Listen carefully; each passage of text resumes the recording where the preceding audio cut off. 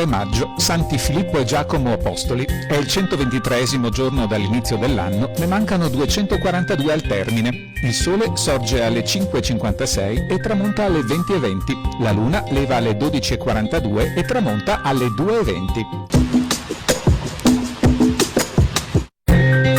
Posata la prima pietra del Tempio del Redentore alla Giudecca, a scioglimento del voto formulato dal doge Alvise Mocenigo I nel mese di settembre precedente. Il progetto è dell'architetto Andrea Palladio, assistito dal proto Antonio da Ponte.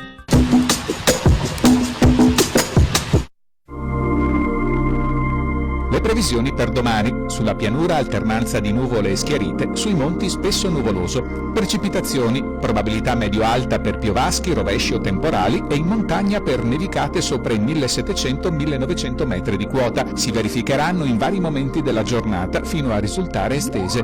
Temperature generalmente in aumento di notte e in calo di giorno rispetto a mercoledì, sui monti stazionarie fino al primo mattino.